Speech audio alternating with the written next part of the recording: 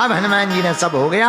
अब हनुमान जी ने सोचा चलो लंका में प्रवेश करते हैं, आओ हम भी हनुमान जी के महाराज के साथ में, लंका वासना की नगरी है पर उपासना में प्रवेश करते हैं। हनुमान जी जा कैसे रहे लंका में, जरा सुनो। ए हा प्रवेश नगर की जय सबका हृदय राज कौशलपुर राजा,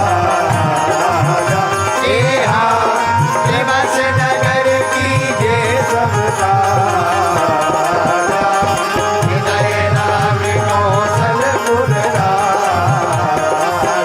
ए हा करल सुधार पुकरहि मिताई,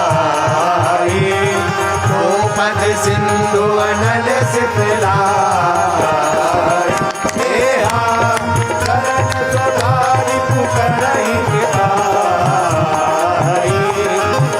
ताली बजाते हुए गाइए। श्री राम जय राम जय जय राम,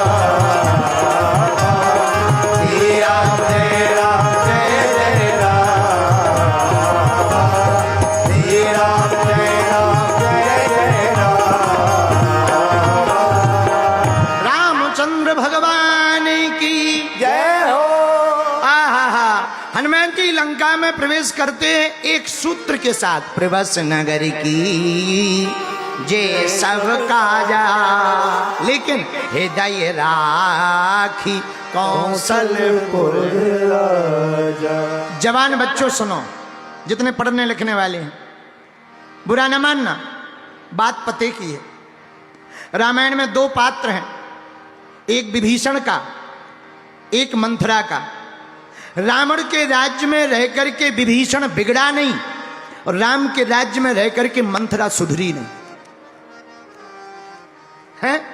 रावण के राज्य में रहकर विभीषण बिगड़ा नहीं, राम के राज्य में रहकर मंथरा सुधरी नहीं। कई लड़के हमें मिलते हैं, महाराज हम तो गलत नहीं है, क्या बताएं, वो तो सिगरेट का सुट्टा हमने मित्र के चक्कर में पी लिया है। ठटरी के बरे नक्कटा मूसर चंद, तेरी भी इच्छा रही होगी धुआं सूंघने की, तो वो तो अपने आप गलती हो ही जाएगी। अरे चाहे कितनी भी विपरीत परिस्थितियां रहें, हजार पीने वाले खड़े हों, पर अगर हम आकर खड़े हों तो पीने वाले पीते ही रहेंगे, हम राम नाम का रस पी करके मुस्कुराते खड़े रहेंगे। हैं? जब हम गलत नहीं हैं, देखो बुरा ना मानना, जवानों सुनो, चाहे जमाना स्क्रीन शॉट का हो या स्क्रीन रिकॉर्डिंग का हो, खुद बढ़िया हो तो कोई बाल बांका नहीं कर सकता है।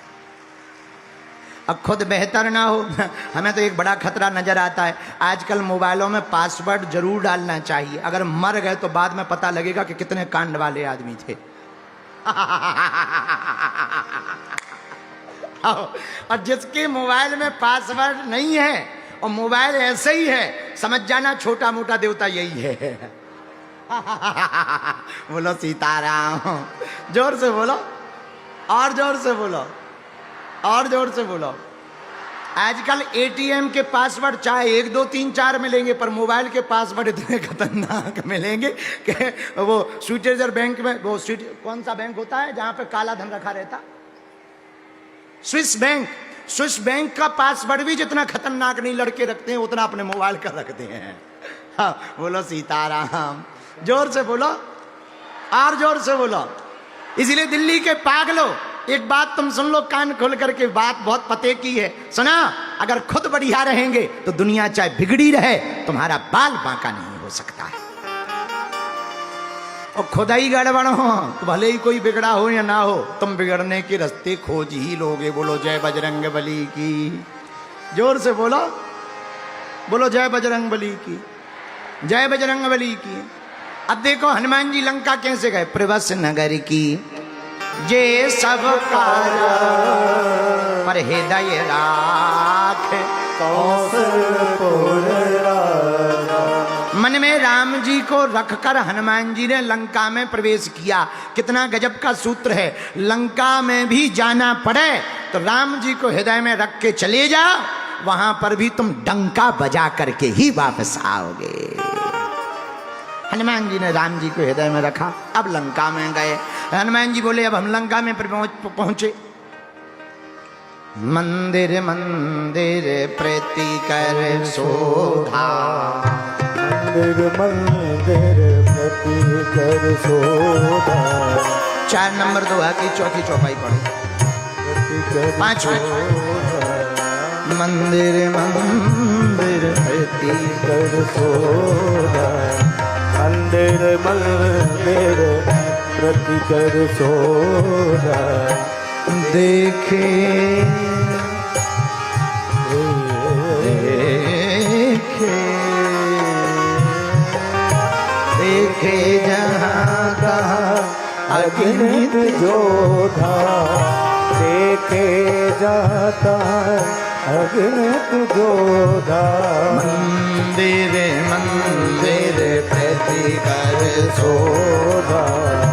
मंदिर मंदिर प्रति कर शोभा। मंदिर मंदिर प्रति कर शोभा। मंदिर मंदिर प्रति कर शोभा। हनुमान जी लंका के घर घर गए, बड़ा मकान देखा, अंदर घुस गए। 3 कमरे हैं। पहले मकान में हनुमान जी घुसे, 3 कमरे। एक कमरे में भारी शरीर का एक आदमी सो रहा है और उसकी मुंह की जो आवाज है, स्लीप साउंड, वो इतना तेज है कि पूरा कमरा ऐसे गूंज रहा जैसे तबला की रिदम बज रही हो। क्या बोलते इसको? बेस।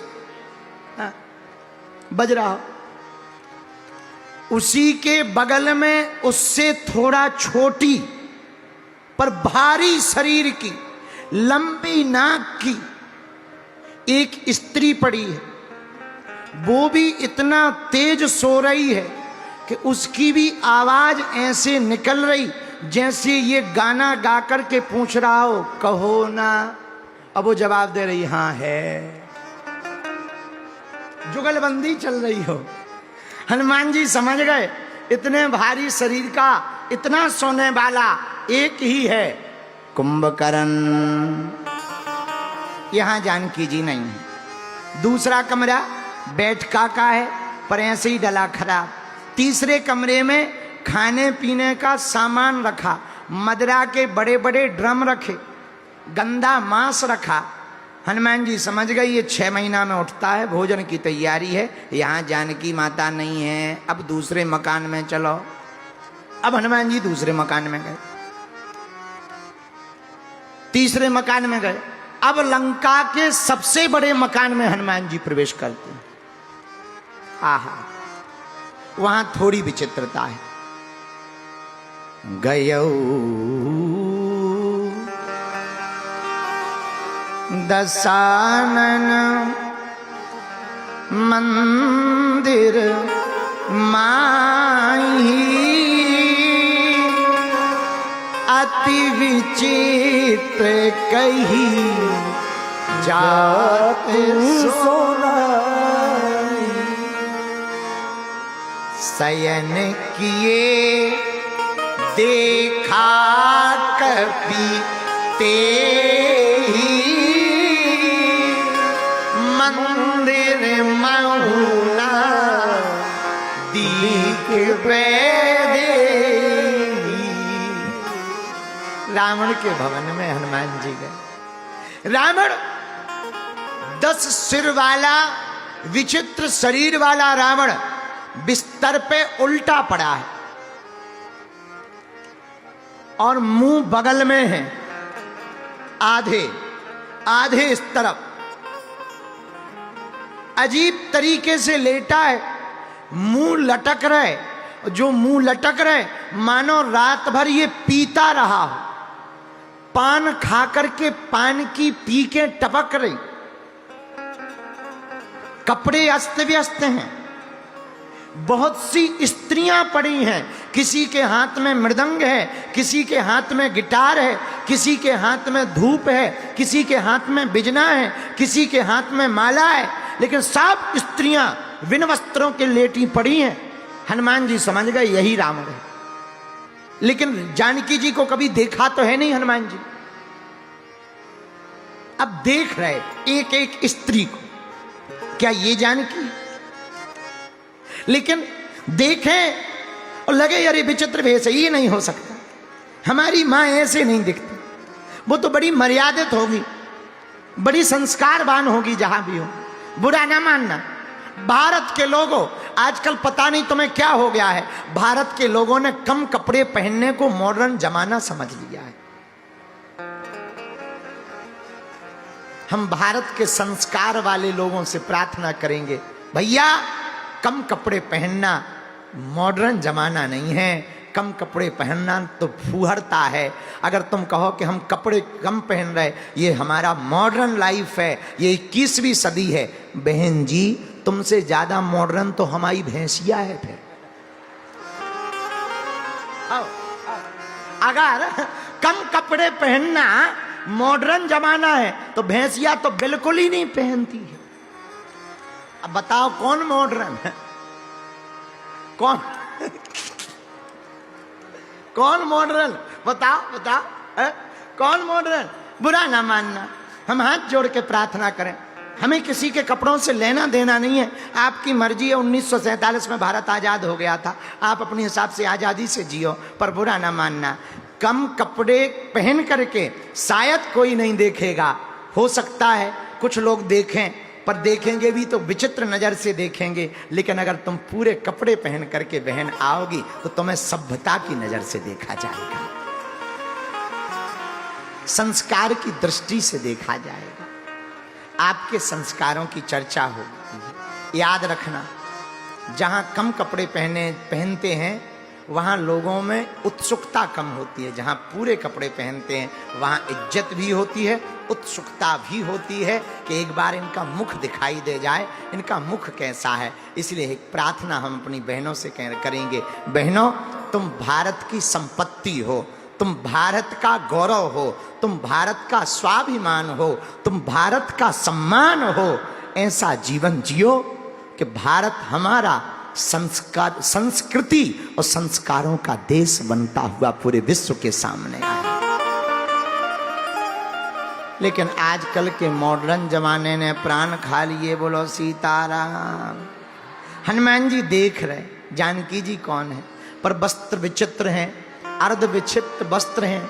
उन वस्त्रों को देखकर हनुमान जी समझ गए यहाँ पर जानकी माता नहीं है, यहाँ पर जानकी मैया नहीं है।